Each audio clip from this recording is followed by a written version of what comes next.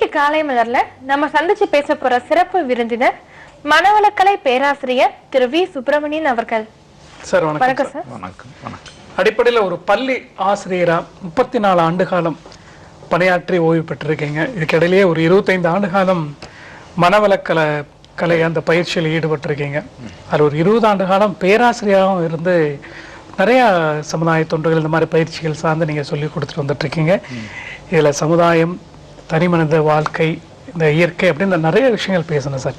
இல்லையா சுத்ரா? கண்டிப்பா முரளி சார். இப்ப அடிப்படையா மனித வாழ்வினுடைய நோக்கத்தை பத்தி தெரிஞ்சுக்கணும். மனிதன் வாழ்க்கை என்பதில் முதல்ல மனிதனை பற்றி நன்கு புரிந்து கொள்ள வேண்டும்.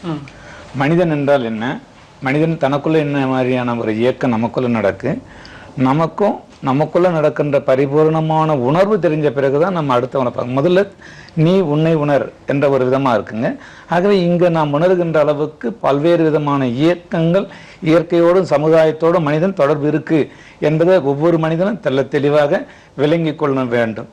ஆகவே மனிதன் தான் வாழ்வாங்கு வாழ வேண்டும் என்றால் பூரணமாக தன்னை பற்றி உணர்ந்து கொள்ள வேண்டும்.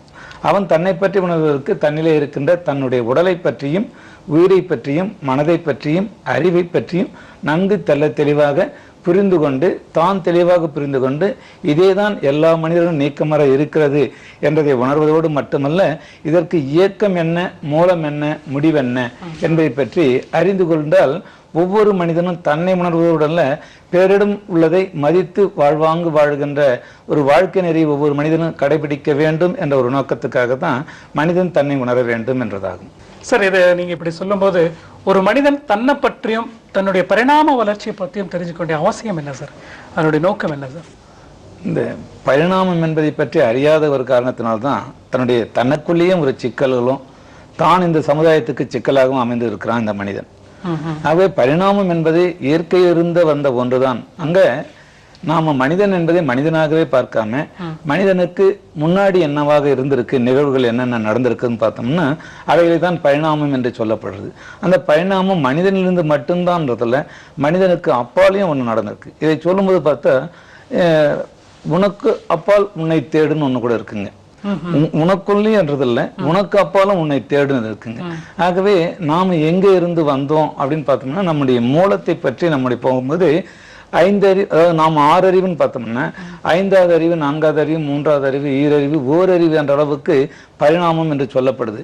அதை நாம தெளிவாக உணர்ந்து கொள்ள வேண்டும்.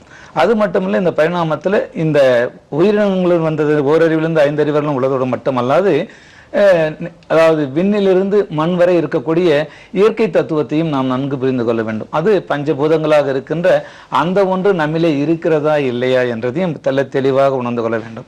காரணம் என்னவென்றால், அண்டத்தில் உள்ளதுதான் பிண்டத்திலே இருக்கிறது என்று சொல்லப்பட்டது. அண்டத்திலே என்னவாக இருக்கிறது என்றால் பஞ்சபூதங்களாக இருக்கிறது. 5 அறிவாக இருந்தது நம்மிலே, அந்த 5 அறிவும் விளங்கி 6வது அறிவாக மனமாக மனிதன் வந்திருக்கிறான்.